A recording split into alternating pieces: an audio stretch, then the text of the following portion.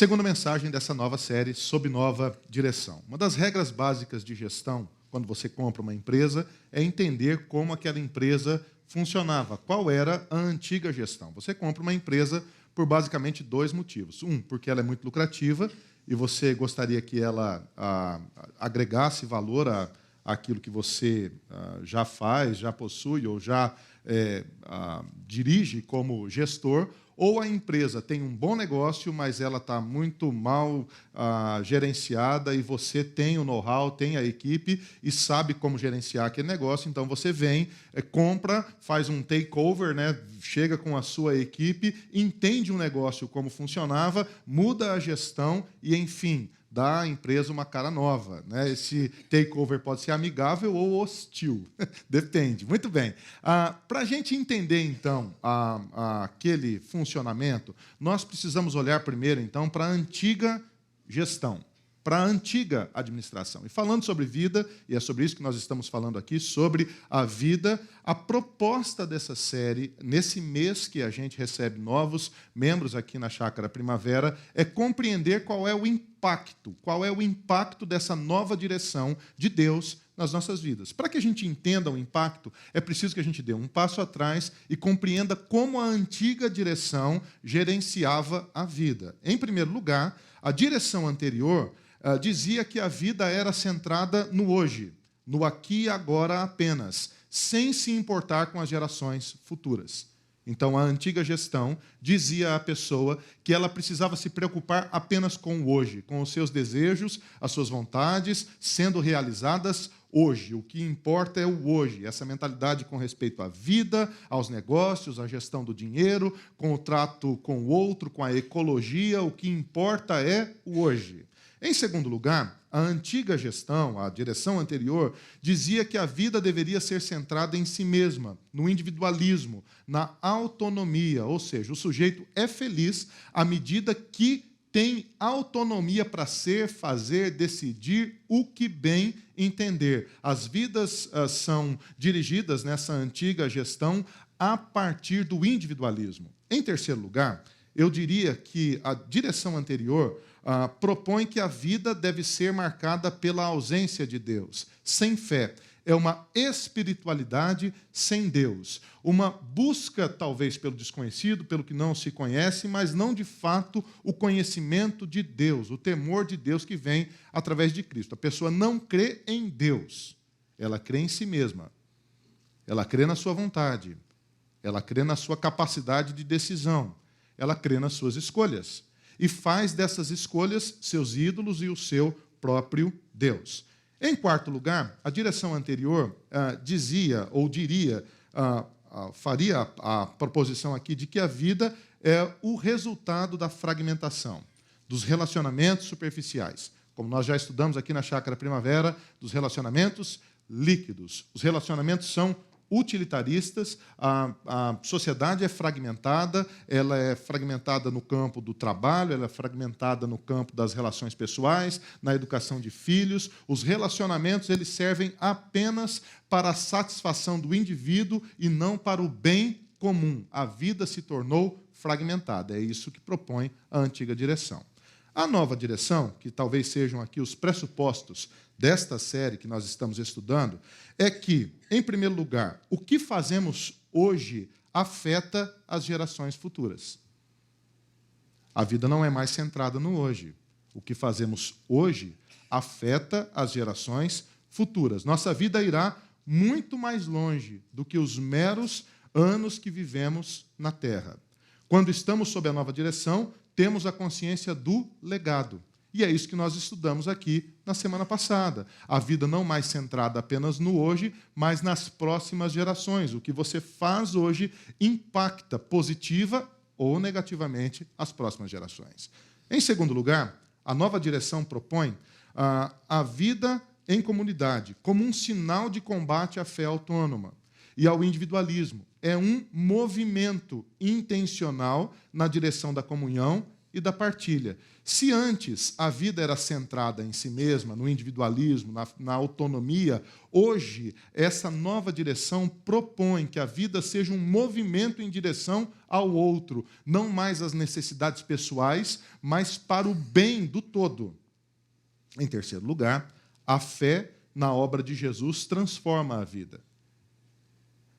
E se antes a vida era marcada pela ausência de Deus, um novo tempo foi inaugurado nesta nova direção. E, em quarto lugar, a família estendida que foi curada pela obra de Jesus acolhe os que foram machucados pelo mundo fragmentado.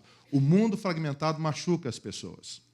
O mundo fragmentado destrói os relacionamentos. O mundo fragmentado diz que você precisa, de certa forma, subtrair dos relacionamentos aquilo que é vantajoso para você, usa as pessoas, ama o dinheiro, ama as coisas, ama as realizações pessoais e, a partir disso, essa fragmentação machuca as pessoas. A comunidade cristã é uma comunidade de pessoas que foram curadas desse movimento de fragmentação. Elas foram acolhidas pela graça de Deus. E agora, essa nova família que foi curada, ela acolhe os que foram machucados pelo mundo fragmentado. E essa nova família é a comunidade de Jesus. Eu sei que para os últimos 5 minutos foi muita informação, não é verdade? Então, eu vou tentar resumir isso para você num gráfico, comparando assim, uma espécie de tabela. A direção anterior era centrada no hoje. Então, tudo o que as pessoas pensam neste mundo sem Deus é no hoje. No aspecto financeiro, nos relacionamentos, nas escolhas, no prazer, o que importa é hoje. E tomam decisões sem se importar com as próximas gerações. A nova direção propõe um legado. Em segundo lugar, resumindo, a direção anterior, o individualismo. A nova direção, um movimento em busca do outro, na direção do outro, na direção da comunidade. Em terceiro lugar, a direção anterior propunha a ausência de Deus. A nova direção, um novo tempo, a partir da obra de Jesus e da fé que se tem na obra de Jesus. Em quarto lugar, o mundo antes era fragmentado, propunha relacionamentos superficiais, relacionamentos utilitaristas, relacionamentos não duradouros, fragmentação no casamento, na educação de filhos, na relação de trabalho. Tudo que se faz em direção ao outro, na direção anterior, é para o bem pessoal, e agora, na nova direção, uma comunidade de gente que antes foi machucada pelo mundo fragmentado, foi formada. E essa comunidade foi formada a partir da cura que eles obtiveram em Cristo Jesus. Essa cura não foi apenas pessoal, ela foi também coletiva. E essa comunidade, coletivamente unida pela fé em Jesus, acolhe os que vêm machucados desse mundo fragmentado. Hoje, nesta mensagem, nós vamos falar sobre um movimento na contramão do individualismo. É interessante que o individualismo gera, assim, resultados na vida. Mas, antes que a gente analise os resultados e analise o texto bíblico, eu gostaria de propor um movimento aqui para você, para que a gente pudesse entender o que é, de fato, o individualismo. Eu tentei resumir aqui, num parágrafo, a compreensão de várias leituras a respeito do individualismo. E eu digo o seguinte: o individualismo é o hábito ou o princípio de viver independente das pessoas, confiando apenas em si mesmo. Então, o que é o individualismo? Ele é muito mais do que o egoísmo. Ele é muito mais do que escolhas que a pessoa faça para o seu próprio bem ou para o seu próprio prazer. É muito mais que isso, é uma mentalidade. A pessoa vive independente das outras pessoas e todas as suas escolhas são para si mesmo. O individualismo é uma ideologia. Mais que um hábito, é uma ideologia. É a ênfase na realização do desejo pessoal e da vontade. O ser humano passa a viver agora, no individualismo, não para o outro. O centro da sua existência é a realização da sua vontade, é a realização do seu desejo. E para realizar a sua vontade e o seu desejo, ele vai passar por cima de qualquer pessoa, ele vai tomar a decisão que for preciso tomar, porque o que está como centro da sua existência, o seu evangelho, o seu Deus, é a sua vontade pessoal. Ele pode ferir tanto aos outros quanto a si mesmo. Porque no centro do seu radar, no centro do enfoque da sua vida, no centro da sua ação, está a sua vontade pessoal, o seu desejo. E esse desejo precisa ser cumprido. O individualismo é a antítese da coletividade, da comunidade e da vida em grupo. Para o individualismo, o homem está no centro. O foco é a pessoa, que tem total liberdade para fazer e viver o que bem entender. Na minha compreensão, nós vivemos hoje um dos picos do individualismo na cultura pós-moderna. Hoje, assim, o que a cultura diz é que o ser humano tem a liberdade de ser, de decidir e de fazer o que bem entender. E que ninguém tem absolutamente nada a ver com isso. Isso foi construído. E é interessante que essa construção cultural tem algumas marcas, tem alguns milestones, tem alguns pontos que são mais visíveis do que outros, que fazem a gente compreender quais foram os desdobramentos do individualismo na cultura. Você quer ver alguns deles? Em primeiro lugar, eu escolhi falar sobre o Adam Smith. O Adam Smith, que é talvez o pai do capitalismo, o pai, todo economista lê Adam Smith. O Adam Smith está para o capitalismo, assim como o Marx está para o socialismo, né? Assim como talvez todo brasileiro que vai para uma universidade que tem uma orientação de esquerda vai ler autores que tenham a ver com Marx. Todo o americano que vai para uma faculdade de direita vai ler o Adam Smith como leitura obrigatória. E é interessante porque o Adam Smith ele sintetiza o pensamento de John Locke, ele sintetiza propostas como a proposta de Thomas Jefferson, os desdobramentos da Revolução Industrial, da Revolução Francesa, e ele sintetiza isso a partir do mercado, da economia. Na compreensão, então, do liberalismo, que é a escola que vem após nasce a partir do individualismo, dessa compreensão do individualismo, o Adam Smith diz que o mercado é livre. Então, o que regula as relações é o mercado. Não se engane, o que governa o Brasil não é a política, é o mercado. O que faz com que as pessoas tenham conversas obscuras nos porões dos palácios não é a política, é o mercado, é o dinheiro que governa as nações. E a partir de Adam Smith, o mercado é livre, quem regula a produção é o mercado. Por exemplo, na Revolução Industrial, a Inglaterra começa a produzir mais do que pode consumir. Qual é a decisão óbvia? Libertem as colônias, que eles sejam países. Para quê? Para que a gente possa vender o excedente da produção, que eles sejam nossos consumidores e não os nossos servos. E assim, o enriquecimento das nações passa a ser o objetivo não da política, mas do mercado. E a partir de então, nessa mentalidade do liberalismo, não importa mais que a sociedade esteja bem. O que importa é que indivíduos possam produzir e consumir. O mercado é livre. Em segundo lugar, a liberdade do indivíduo e a diminuição do Estado. E a realização econômica do indivíduo. Fruto do individualismo, o liberalismo diz o quê? Que o que importa é que o indivíduo enriqueça. Que o que importa é que o indivíduo realize-se economicamente. Que o que importa é que o indivíduo faça qualquer coisa que ele puder fazer para que ele se sobressaia do ponto de vista econômico. Só que não para por aí. Há um outro desdobramento filosófico que atinge a nossa cultura, que é o existencialismo.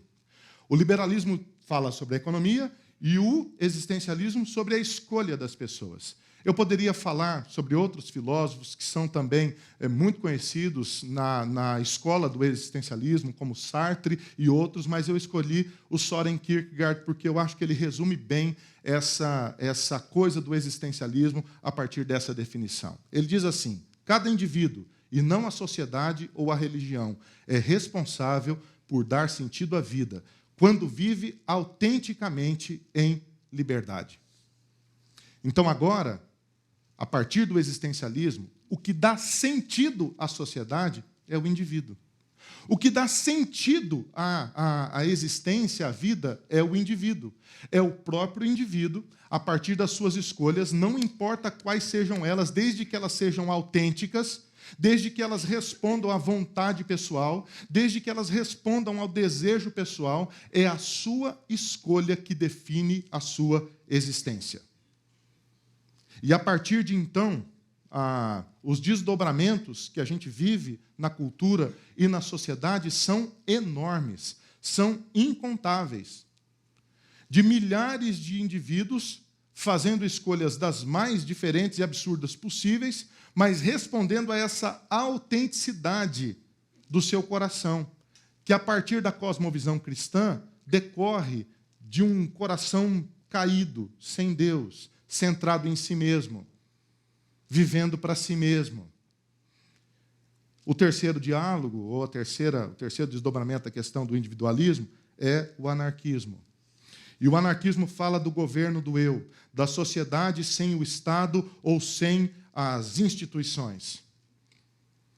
É esse movimento, por exemplo, que nós vemos hoje no mundo de antiglobalização. Quando, por exemplo, o Trump ganha as eleições nos Estados Unidos, quando a Inglaterra sai do mercado comum europeu, quando o movimento de direita extrema se levanta na França, na Alemanha e em outros países. É o movimento contra as franquias, é o movimento contra o mercado de massa, é o movimento, perdão aqui, viu, gente, vou falar algumas coisas, vai pegar em alguém aqui, é o movimento dos veganos, de gente que vai dizendo contra a proposta de mercado das grandes companhias de alimentação. É o movimento, por exemplo, daqueles que dizem eu amo a Jesus, mas não gosto da igreja. Que gostam da proposta de Jesus, mas não conseguem compreender a vida em comunidade. Que gostam de Jesus, mas não conseguem compreender a coletividade. E a partir do individualismo, da realização pessoal, das escolhas pessoais baseadas no existencialismo e da ausência dessa coisa estrutural da instituição, da hierarquia, da coletividade, da organização do grupo, dizem, eu amo a Jesus, mas eu não gosto da igreja, e formam esse movimento que é conhecido no mundo como os desigrejados. É interessante que, a partir de então, a gente começa a perceber que o individualismo trouxe também, ou faz também um diálogo com o Evangelho. Na modernidade, a modernidade diria, não há autoridade fora do eu. Você está comigo aqui? Não há autoridade fora do eu. A modernidade dizia o seguinte, nós vamos encontrar a verdade. E a verdade é encontrada à medida que a gente gastar tempo suficiente descobrindo a verdade através da razão e da ciência. E, a partir de então, movimentos nas universidades, a metodologia de pesquisa científica como nós conhecemos hoje, tudo isso foi formatado a partir da mentalidade da modernidade, que buscava construir ou descobrir o conceito da verdade através da razão ou da ciência. Nos Estados Unidos, por exemplo, quando você vai a universidades como o MIT, você, na porta de cada pesquisa que está sendo feita, cada professor que desenvolve uma pesquisa, estão ali as marcas das grandes empresas.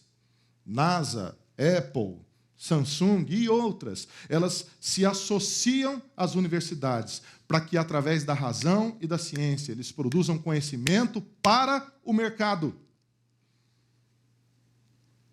É interessante que, para a modernidade, o objetivo era descobrir a verdade.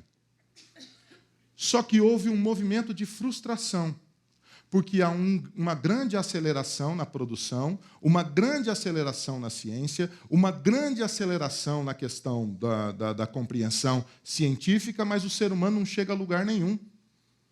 Não chega a lugar nenhum.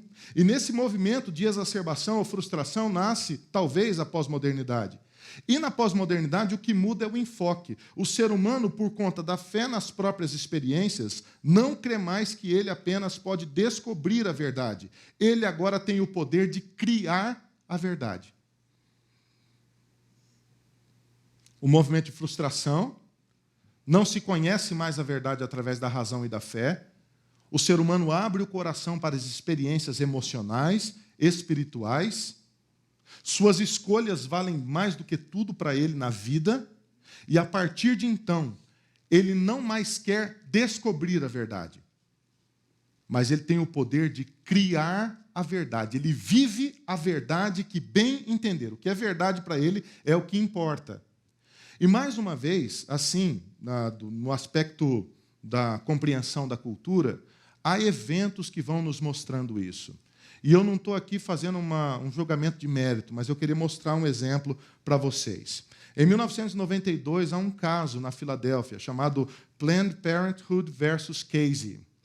Esse caso foi julgado pela Suprema Corte americana. O que aconteceu aqui? O Estado da Filadélfia, quando falava da questão do aborto, determinou que alguns passos antes do aborto deveriam ser dados para que a mulher obedecesse essa legislação. Quais eram os passos? Por exemplo, a mulher deveria trazer por escrito a autorização do marido. Ela não poderia fazer o aborto sem a autorização do marido. Em segundo lugar, ela deveria passar por um tratamento, por uma clínica psicológica. Em terceiro lugar, depois de todo o processo tendo sido aprovado pela junta hospitalar que estava atendendo aquele caso, ela teria que ainda passar um período probatório para que daí então pudesse se realizar a vontade dela, que era o aborto. Esse caso foi contestado e ele chega à Suprema Corte americana. E é interessante que a Suprema Corte americana derruba essas restrições e diz que a decisão é da mulher. Ela que decida o que vai fazer com a sua gravidez. No extrato da decisão, isso me chamou muita atenção. Porque, a partir de agora, a definição da verdade não é mais do grupo, é da pessoa. Olha o que diz o texto. No coração da liberdade está o direito da pessoa em definir o conceito da existência, o significado da vida, do universo e do mistério da vida humana. Quem decide se aquele feto é uma vida ou não, não é ninguém além da pessoa. Fruto do quê? Do individualismo. Mais uma vez, não estou julgando o mérito, mas estou julgando a decisão em si. A pessoa está no centro da definição do mistério da vida humana, do significado da vida, do conceito da existência. Isso recai sobre o indivíduo. E quando isso vem para o campo da fé, o resultado disso é o nascimento de uma fé autônoma. Poxa vida, se o individualismo diz que eu sou o centro da vida, então eu também sou o centro da relação com Deus. A minha fé não depende de ninguém. Eu defino a minha vida cristã. E vivo muito bem sem a igreja, muito obrigado. É isso que o indivíduo diz. A fé autônoma não é a fé apresentada em Cristo. Ela é centrada no indivíduo, na segurança pessoal, no lucro ou no favoritismo. A fé em Jesus, quando vivida de forma coletiva, nivela o ser humano e o faz perceber que pertence a Deus e que também tem a responsabilidade com o outro. Sendo assim, a comunidade de Jesus é um movimento na contramão do individualismo e da fé autônoma. Perceba o que eu estou dizendo aqui, querido. Eu estou dizendo que, diante de todo esse movimento cultural, sociológico e filosófico, que foi centrando a existência a partir da escolha da pessoa. O indivíduo está no centro.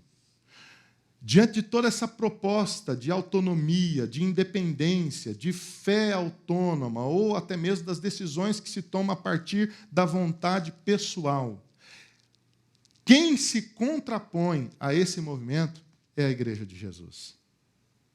A Igreja de Jesus é um movimento na contramão da cultura, que propõe intencionalmente a vida em comunidade, que propõe intencionalmente não uma fé autônoma, mas uma fé unificadora, uma fé que pressupõe a partilha, a vida em comunidade.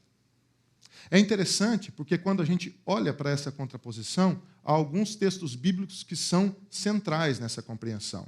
E um dos textos bíblicos, para mim, que são assim centrais e tem relação até com o texto de Atos 2 que foi lido aqui na liturgia, é o texto de Atos no capítulo 4, os versículos 32 a 35. Na multidão dos que creram, era uma mente e um coração. Ninguém considerava unicamente seu ou sua coisa alguma que possuísse, mas compartilhavam tudo o que tinham.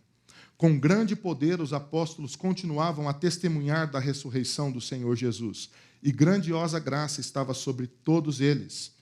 Não havia, pessoas necessitadas entre eles, pois os que possuíam terras ou casas as vendiam e traziam o dinheiro da venda e o colocavam aos pés dos apóstolos, que o distribuíam segundo a necessidade de cada um.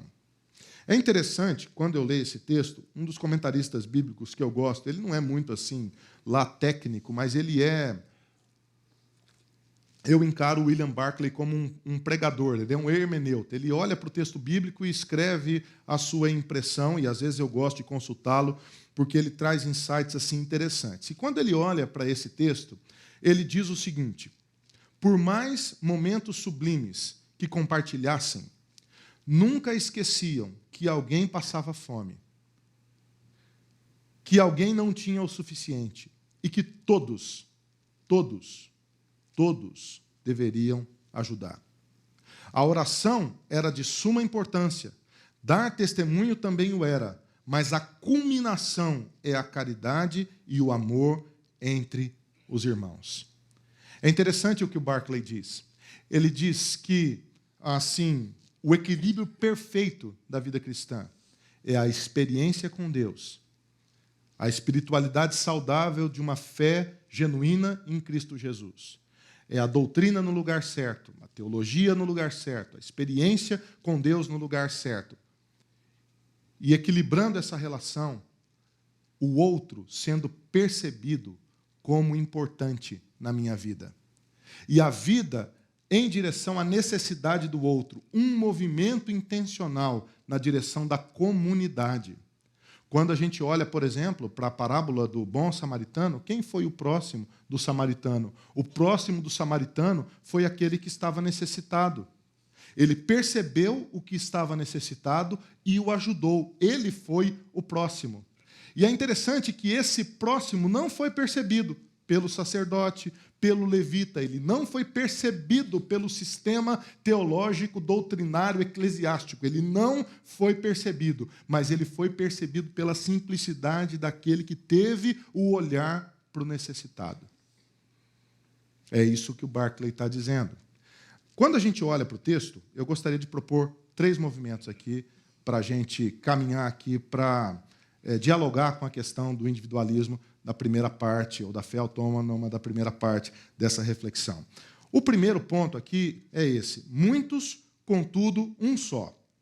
O texto diz, da multidão dos que creram, era uma mente, uma era a mente, e um o coração. É interessante porque quando você olha para o texto original, muitos aqui, pletos, significa um grande número, muitos homens ou indivíduos. A palavra é usada para descrever um grande número de pessoas. O que está acontecendo aqui? Isso aqui é uma fotografia da igreja primitiva. Eles perceberam que aquele movimento do rabino de Nazaré, que começa com poucas pessoas em torno dele, da periferia de Jerusalém, cresceu até um certo ponto que chega a 120 pessoas naquela sala, reunidos em oração, que está descrita em Atos 2. O Espírito Santo vem, enche aqueles corações, eles têm agora a noção exata de que devem cumprir a missão de Deus que lhes foi dada, por exemplo, de irem pregar o Evangelho. De Atos 1:8, recebereis grande poder ao descer sobre vós o Espírito Santo, e serão minhas testemunhas em Jerusalém, Judéia, Samaria, confins da terra. Eles percebem que aquele movimento explodiu. Milhares de pessoas agora creem em Jesus. Milhares de pessoas agora se associaram a esse movimento de Jesus. São muitas pessoas, é isso que o texto está descrevendo. Eles creram, pisteo, eles foram persuadidos, convencidos, colocaram sua confiança, tiveram a plena convicção da sua salvação em Cristo. Infelizmente, aqui é onde muitas igrejas evangélicas param. Então, como elas compreendem a sua eclesiologia? O que importa? Ter muitas pessoas. Então, elas têm muitas pessoas que creem em Jesus. Não interessa se essas pessoas vivem em comunidade, se elas estão consumindo apenas o bem que está sendo oferecido ali, se elas foram atraídas sei lá pelo quê, mas elas são muitas pessoas. E à medida que elas são muitas pessoas, essas muitas pessoas validam a prática eclesiástica dessas igrejas. E por conta disso, você percebe os absurdos que percebe, por exemplo, na igreja brasileira. Você percebe os absurdos que vê, por exemplo, na televisão, quando programas evangélicos vão ao ar. E você olha para isso e fala, meu Deus, como pode um absurdo desse estar sendo dito em uma igreja com milhares de pessoas?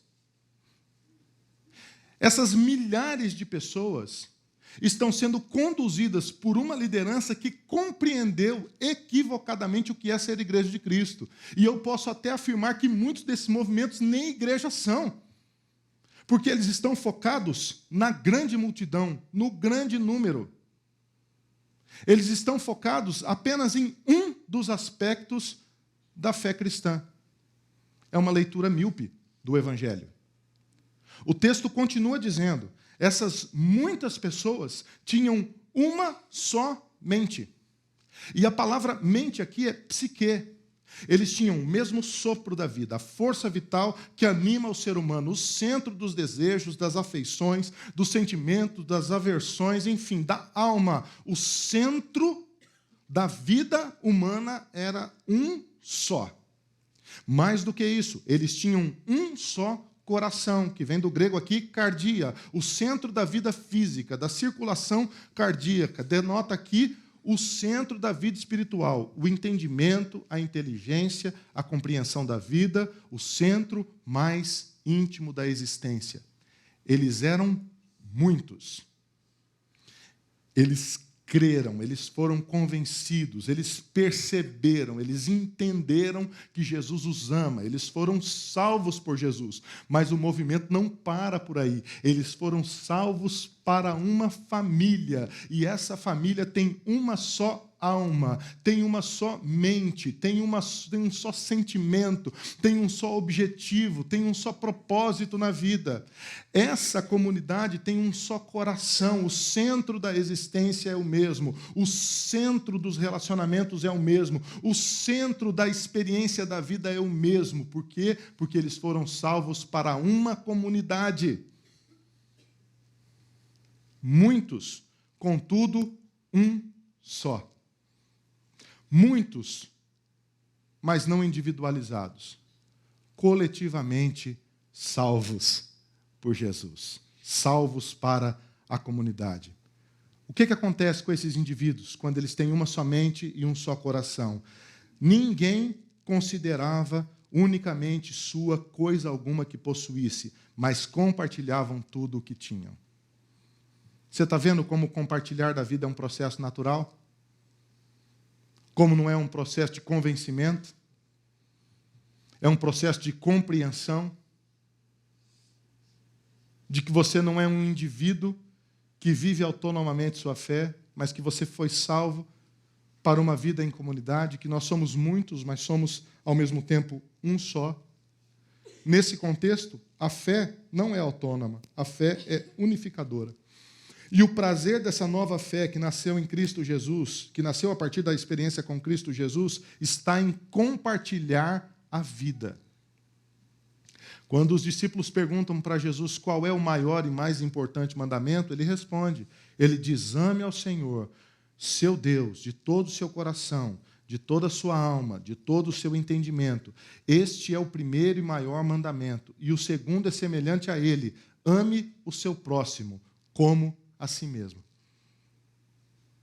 Ame ao Senhor, com todo o seu coração. Ame ao seu próximo, como você ama a si mesmo. Muitos, contudo, um só. Em segundo lugar, eu compreendo que o texto nos fala de uma comunidade contagiante. O texto diz assim, com grande poder, os apóstolos continuavam a testemunhar da ressurreição do Senhor Jesus, e grandiosa graça estava sobre todos eles. É interessante que há um paralelismo aqui. O texto diz assim, em grego, mega dynamis, ou dínamos. O mega aqui significa intenso, forte, esplêndido, majestoso. E dínamos é força, habilidade, influência, poder militar. É interessante que quando você olha para essa comunidade, há um mega power sobre eles. Eles têm grande, esplêndida, majestosa força, influência. O texto remete aqui à imagem do poderio militar. É como você olhar, por exemplo, para uma frota de porta-aviões estacionada assim, na praia de um país distante, dizendo assim, nós vamos te atacar, meu amigo. E o país que está olhando aquela frota militar, aqueles porta-aviões gigantescos, armados até os dentes, eles dizem, gente, corre. Corre que o poder é grande, a gente não dá conta. O exército brasileiro não é assim. Você sabia, por exemplo, estava lendo outro dia, só uma digressão aqui, para você relaxar. O Brasil tem poderio militar para lutar meia hora? É verdade, meia hora. Estourou a guerra, nós temos meia hora para ganhar. Os tucanos, né, vão decolar e tal. Não vai dar certo, gente, não vai dar certo. Não é o poderio militar americano, não é, não é. Aqui o texto fala que a igreja tinha grande poder. Interessante que muitas igrejas elas são fundamentadas nessa busca pelo grande poder. Esse grande poder corrompe as pessoas, desde o tempo bíblico. Simão, o mago, por exemplo, em Atos no capítulo 8, depois você vai ler. Ele olha para Pedro e vê Pedro cheio do Espírito Santo, as pessoas sendo transformadas, curadas, enfim. E ele chega para Pedro e fala assim, Pedro, quanto custa para comprar esse negócio aí do Espírito Santo? Ele tenta comprar com bens materiais, commodities espirituais, coisas que não combinam uma coisa com a outra. Grande poder, o poder atrai as pessoas. Mas mais do que isso, havia grande graça. Mega caris, graça, doçura, poder, favor. Eu traduziria por aceitabilidade. Com grande poder, eles eram aceitos pela cultura, eles eram ouvidos pela cultura, eles dialogavam com a cultura. Por quê? Porque no centro dessa comunidade estava o testemunho da ressurreição. É isso que o texto diz. Com grande poder e com grandiosa graça, eles testemunhavam da ressurreição. É isso que fazia essa comunidade uma comunidade contagiante.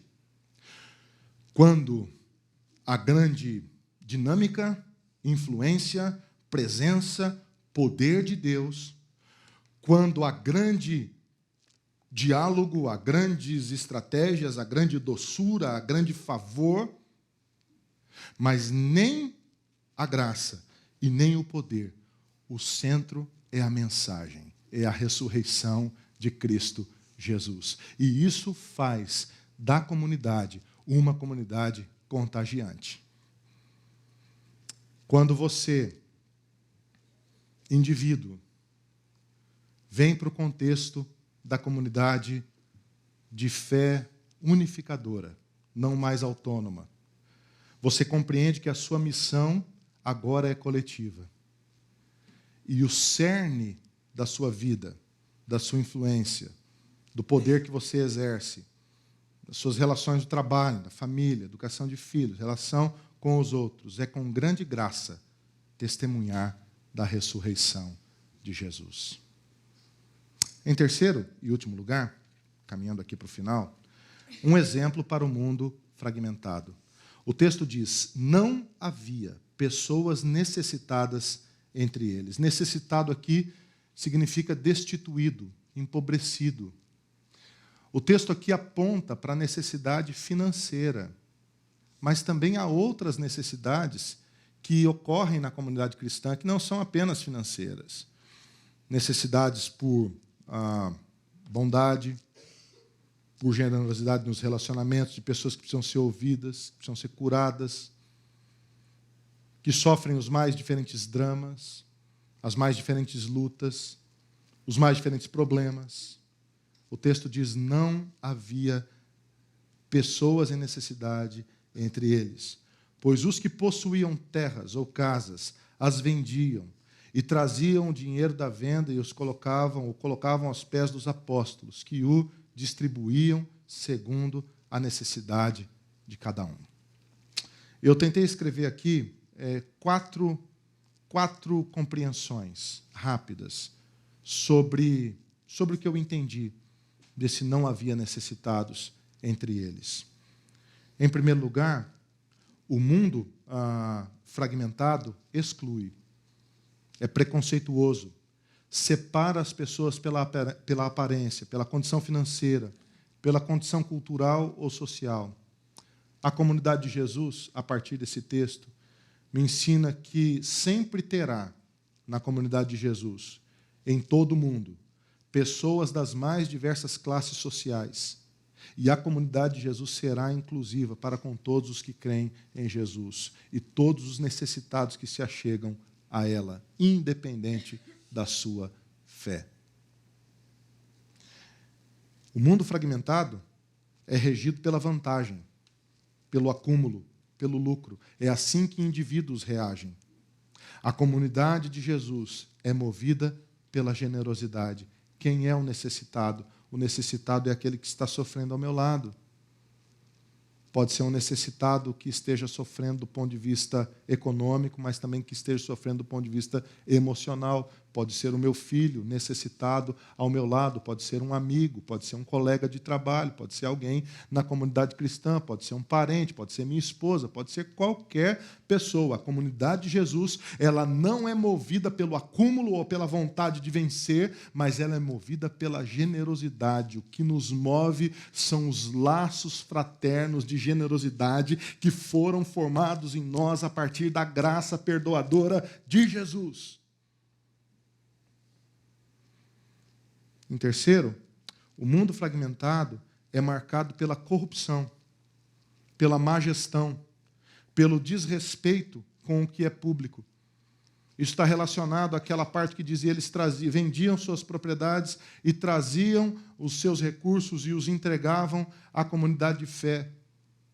No mundo fragmentado, esse movimento é marcado pela corrupção, pela má gestão, pelo desrespeito com o que é público. No Brasil, o que é público não é de ninguém. Já percebeu isso? De quem é a praça pública? De ninguém. De quem é a escola pública? De ninguém. De quem é o hospital público? De ninguém. De quem é a via pública? De ninguém. De quem é o governo público? De ninguém. De quem é o dinheiro público? De ninguém. Por isso que as pessoas vão lá e têm a ideia fantástica de enriquecer a partir daquilo que não é deles. Isso é fruto da mentalidade individualista que foi fundamentada na realização da vontade, do acúmulo, do lucro sem escrúpulos. A comunidade cristã, ou de Jesus, testemunha, não através da má gestão, mas através de uma liderança idônea e fiel no trato com as finanças. É totalmente o contrário. O mundo fragmentado distribui o que tem a partir dos favores, das trocas e do interesse de quem manda.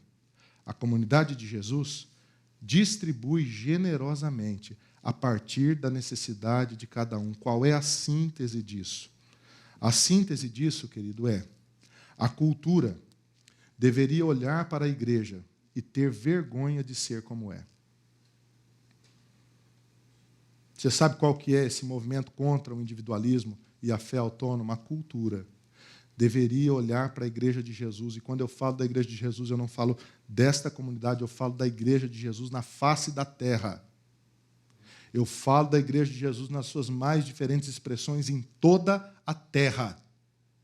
A cultura deveria ter vergonha de ser como é ao olhar para a igreja. A cultura deveria olhar para a igreja de Jesus no mundo e se perguntar: como eles fazem isso? Como? Como não há pobres entre eles? A cultura deveria olhar para a igreja e encontrar uma resposta para os seus maiores conflitos, e nunca o contrário. Eu fico pensando que só um movimento intencional contra o individualismo e para a vida em comunidade, para o encontro da necessidade do outro, quer seja ela física, emocional ou espiritual, pode transformar e impactar as pessoas.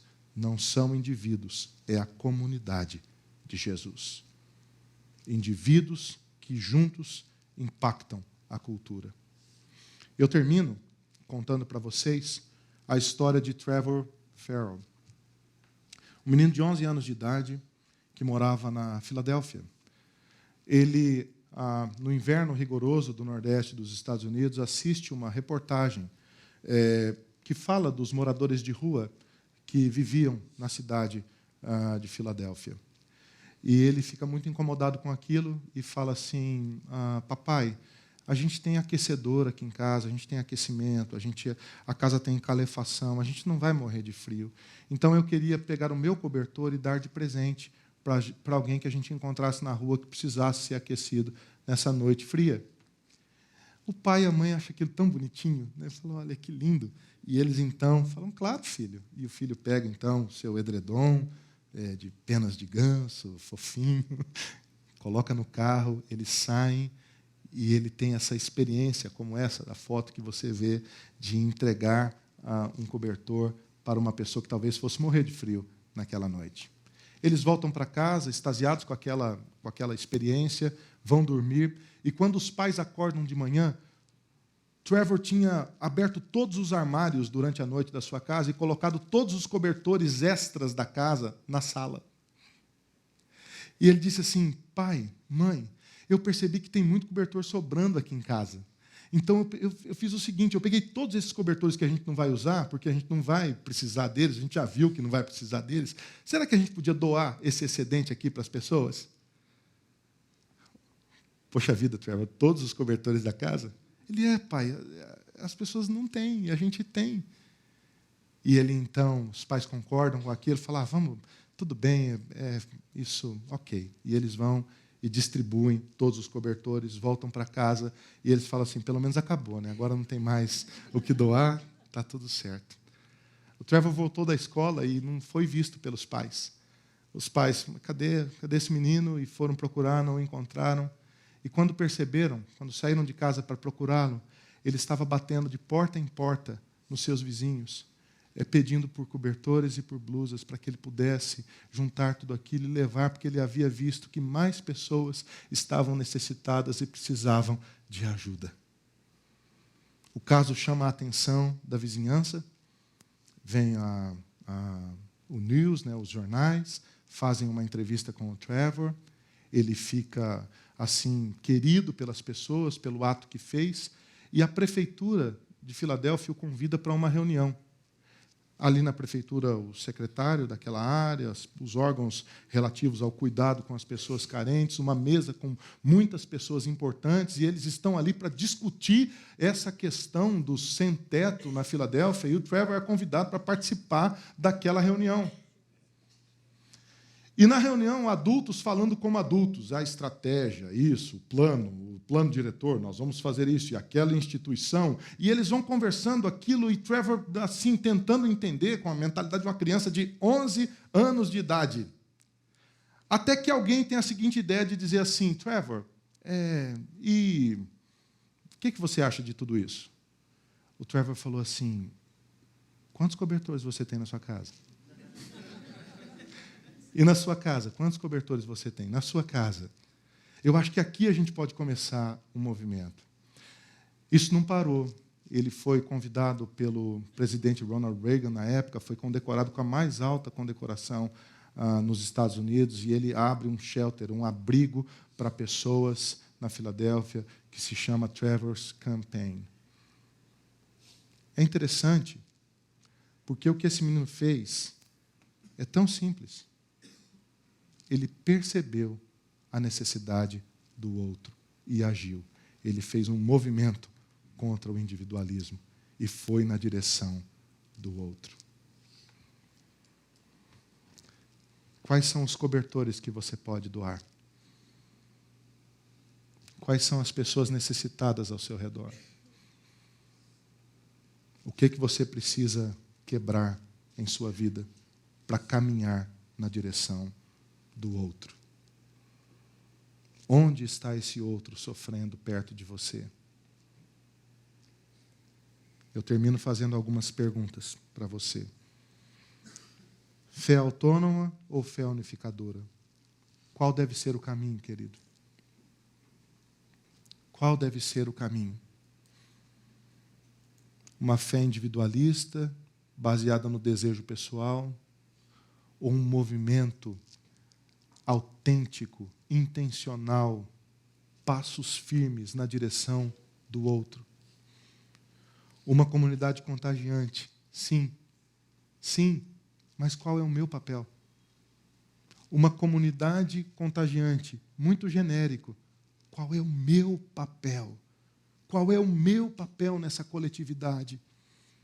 Quais são os cobertores que você vai doar? Você vive num mundo fragmentado. E essa semana você vai ter experiências no embate, na convivência, no diálogo com esse mundo fragmentado. Quais são os exemplos práticos, então, que eu posso dar? De que eu não sou fruto do individualismo, mas eu sou um filho de Deus, que foi salvo em Jesus, e que vivo numa comunidade que deseja transformar o mundo. Quais são os exemplos práticos que eu posso dar essa semana? Será que eu posso orar com você? Senhor, muito obrigado por essa manhã, ó Pai. Muito obrigado pelo testemunho lindo que nós vimos aqui, Senhor. De pessoas, homens, mulheres, pais, fazendo um movimento contra o individualismo e se conectando à comunidade de fé, Senhor. De uma fé que não é autônoma, que não é baseada no desejo pessoal e nem na vontade pessoal, mas de uma fé que nos uniu em uma grande família de muitos filhos semelhantes a Jesus, ó Pai. Que o Senhor permita, Deus, que a gente possa viver entre muitas pessoas, mas no coração a verdade de que somos um só. De sermos uma comunidade contagiante, sim, como família, como igreja, como amigos, mas com a compreensão exata do papel de cada um nessa comunidade, Senhor. Movimentos, Senhor, intencionais de cura, de contato, de atenção com as pessoas que estão sofrendo, ó Pai, nos mais diferentes níveis. Que o Senhor permita, Senhor, que no contato com esse mundo fragmentado, que machuca as pessoas, nós sejamos, Senhor, a voz do alívio, a voz da cura, a voz do acolhimento, a voz da transformação, Senhor. É o que nós oramos assim, em nome de Jesus. Amém.